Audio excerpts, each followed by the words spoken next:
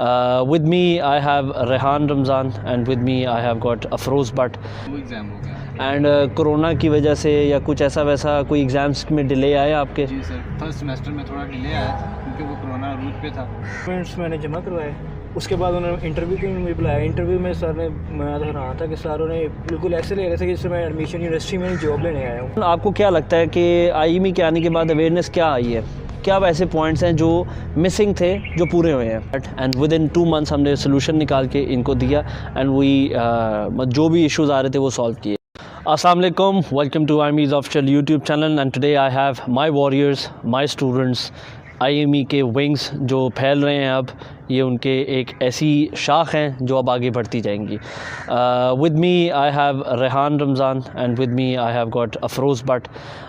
इनसे हम पूछेंगे few questions about IME, किस तरह का इनका सफ़र चल रहा है and everything that they are going through, and I would just want के ऑडियंस को पता चले कि एक स्टूडेंट का पर्सपेक्टिव कितना इंपॉर्टेंट होता है किसी भी इदारे को चलाने में। It's not just my team, it's not just me, it's a collective game जिसमें स्टूडेंट मेरे लिए एक इदारे का हिस्सा है जिनका फ़ीडबैक बहुत ज़रूरी होता है। एंड मैं एक्सपेक्ट करूँगा कि बाकी स्टूडेंट्स जो हैं वो ये देखें ताकि उनको पता चले कि what's the reality and what is not. Hope boys you doing good. Yes sir. How are you Rehan, कैसा जा रहा है? सर बहुत। कौन से सेमेस्टर में हो आप, ज़रा ये बताओ। थर्ड सेमेस्टर में हूँ और हमारी OJT जो आपने हमें इतना सपोर्ट किया और इसमें जो हमें आपने फैसिलिटीज़ दी हैं उसके वाले से बहुत ज़रूरत है सर हमारी। अभी आपके कितना, मेरे ख्याल से 1 साल हो गया ऑलमोस्ट, 1 साल। एंड अभी तक आपके कितने एग्ज़ाम्स हो गए हैं? सर 2 एग्ज़ाम हो गया। एंड कोरोना की वजह से या कुछ ऐसा वैसा कोई एग्ज़ाम्स में डिले आया आपके? जी सर, फर्स्ट सेमेस्टर में थोड़ा डिले आया था क्योंकि वो कोरोना रूट पे था। तो कितना डिले आया था? सर 2 मंथ में भी। Exactly, this is the point that I want to discuss. बाकी सारे इदारे जो हैं जो एग्ज़ाम्स कंडक्ट कर रहे हैं उनकी 1-1 साल 1.5 साल का डिले आया है। And the maximum the delay that we have got was only 2 months, to be precise 1.5 month था। 15 दिन उस वक्त मेरे ख्याल से आप लोगों की छुट्टियाँ आ गई थी शायद, जो इनकी स्प्रिंग वेकेशन थी। Then comes our recent batchmate. आपका कौन सा बैच है? फर्स्ट बैच है। ये फर्स्ट बैच के हैं और ये थर्ड बैच के हैं। एंड आप अभी, आपके कोई एग्ज़ाम्स हुए हैं अभी तक? नहीं, क्विज़ हुए हैं, एग्जाम्स नहीं हुए अभी। अच्छा, मुझे एक बात बताएं, आप पर्टिकुलरली बताएं because you are a fresher over here as of now. How do you think teachers का बिहेवियर कैसा है आपके साथ? टीचर का बिहेवियर एक्सलेंट है। हम उनसे इंडस्ट्री के बारे में भी पूछते हैं कि सर इंडस्ट्री में अगर हमारे साथ ये प्रॉब्लम आती है तो हम इनको सॉल्व किस तरह करेंगे। तो हमें काफ़ी अच्छा गाइड करते हैं और प्रैक्टिकल भी हमें दिखा रहे थे चीज़ें, थ्योरेटिकल भी स्क्रीन पर दिखा रहे थे, काफ़ी अच्छा है।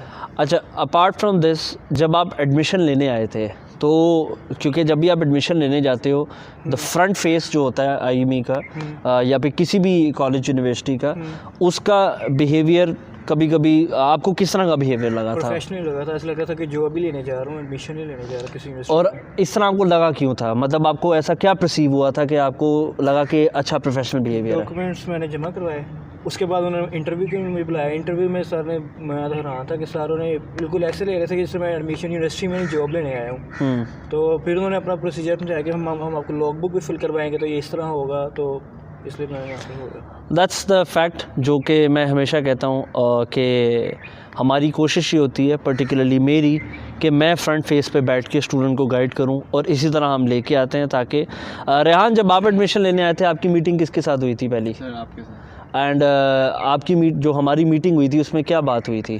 सर उसमें यह है कि सबसे पहले आपने इंटरव्यू का हमें ईमेल की थी कि हम इस रेलिवेंट के हिसाब से आपसे क्वेश्चन पूछेंगे। मतलब कि जब पहले हम जाते हैं इंटरव्यू लेने तो वो आपका नाम, ये तो चीज़ें होती हैं, लेकिन उसके बाद से जो आपने फील्ड में सबसे पहले बच्चे का एक्सपीरियंस देखा था कि इसको शौक भी है या ये बस टाइम पास के लिए। ये मेरा पहला पॉइंट होता है हमेशा से। मैंने काफ़ी इंटरव्यूज़ में बोला है कि पेरेंट्स को कि अपने बच्चे से एक दफ़ा पूछ लें कि वो आया इस फील्ड में या जिस फील्ड में बच्चा जाना चाहता है उससे वो पूछे, ना कि आप अपनी एक लेगेसी को फॉलो करेंगे जी पाकिस्तान में सिर्फ डॉक्टर्स इंजीनियर्स बन रहे हैं और उसी तरह चलें।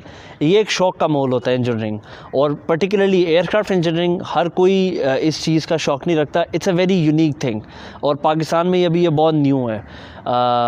न्यू तो नहीं है, अब कह सकते हैं पुराना है, बट मेरे ख्याल से अंडरस्टैंडिंग नहीं है अभी, अवेयरनेस नहीं थी कि एविएशन में एग्जैक्टली कैसे जाना है। अच्छा, अवेयरनेस की बात करते हैं। रेहान, आपको क्या लगता है कि आईएमई के आने के बाद अवेयरनेस क्या आई है?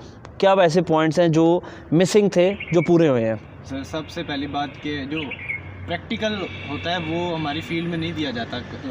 जब से इंस्टीट्यूट आया, हमें OJT पे हमें अपने हाथ से वर्क करने को मिला, जो सबसे बड़ी अपॉर्चुनिटी है, क्योंकि जो हमें जब प्रैक्टिकली नहीं आएगा तो बुक्स ने हमें कोई फ़ायदा नहीं देना। Exactly, yet again the point, practical plus आपका प्रैक्टिकल सुबह चलता है जी सर, एंड थेरेटिकल शाम को चलता है। ये मैंने आपसे पिछले इंटरव्यू में बात की थी कि विल बी गोइंग पैरेलल, यहाँ पे प्रैक्टिकल होगा, यहाँ पे इनकी थेरेटिकल होगा।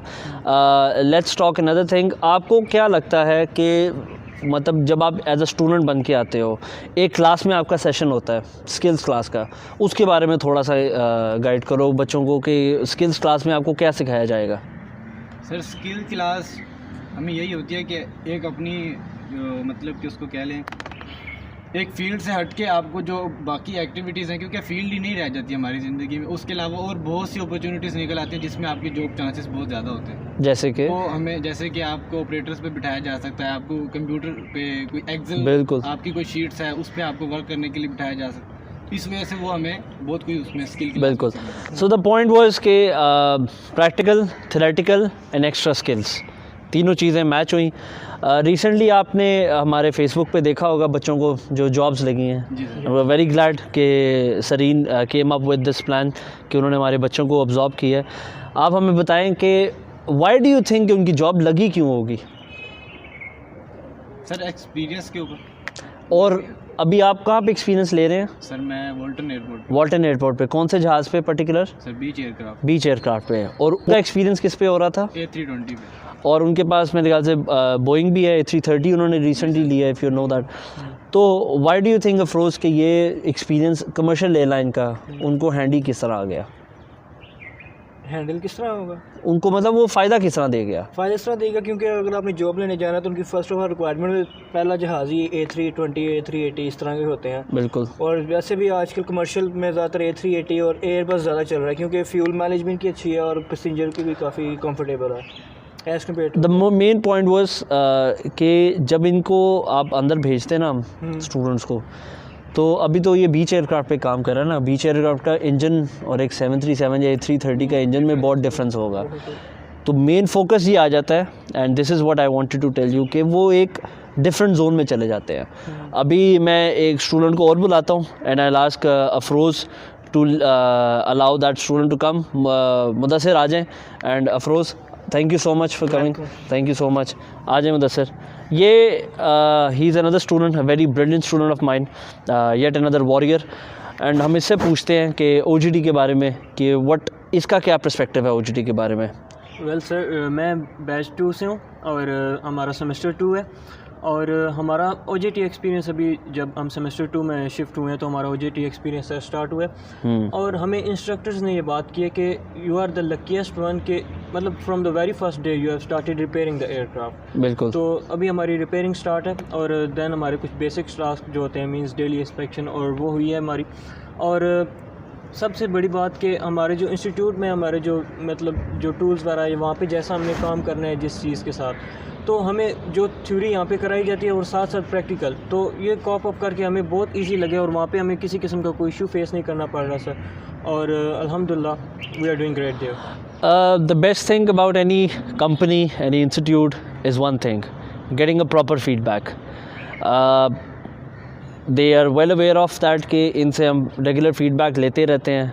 एंड आपको क्या लगता है कि जब मैं रेहान आपसे फ़ीडबैक मांगता हूँ उसका क्या फ़ायदा होगा हमें? सर, फीडबैक से ये है कि उसमें इम्प्रूवमेंट आएगी। सबसे बड़ी बात, हमें इम्प्रूवमेंट चाहिए, क्योंकि जब इम्प्रूवमेंट ही नहीं है, मतलब कि कोई उसको सीखने को कुछ मिल ही नहीं रहा और वो अपना टाइम वेस्ट कर रहा है, सबसे बड़ा टाइम तो नहीं मिलता हमें वापस। Exactly, improvement is one thing that upgrades a company. और ये हमारी पॉलिसी नंबर 1 थी कि आप आएँ, आपको कुछ चीज़ प्रॉब्लम कर रही है, आप कुछ सेटिस्फेक्शन नहीं आ रही है, you come to me, you discuss and will change that pattern. इसी तरह हमारी टीम के साथ होता है कि एक ओपन ग्राउंड दिया गया हुआ है कि anybody can come, anybody can ask any questions. इनका मेरे साथ जो थर्सडे वाला सेशन होता है उसके अंदर मैं एक ओपन ग्राउंड दिया हुआ है हर किसी को कि जिसने जो सवाल पूछना मेरे से पूछे एंड उसका आंसर या उसका सोल्यूशन हमारी कोशिश होती है हम पूरा करें। Last thing Mudassir, what do you think what your future holds? आप अपने आप को कहाँ देख रहे हो 5 साल बाद? सर मैं अपना फ्यूचर बहुत ब्राइट देख रहा हूँ यहाँ पे, और जिस लिहाज से हमारी प्रोग्रेस जा रही है, इम्प्रूवमेंट। और सर सबसे बड़ी बात कि हमारे साथ जो हायर अथॉरिटीज़ की इंटरेक्शन है, जैसा कि आपके साथ हमारे पास यानी किसी किस्म का हम कोई बैरियर फेस नहीं कर रहे हैं, ठीक है। हम आपको डायरेक्टली टेक्स्ट कर सकते हैं, और मार्केट से सबसे बड़ी बात कि हमें मार्केट से जो है ना अपडेट रखा जाता है।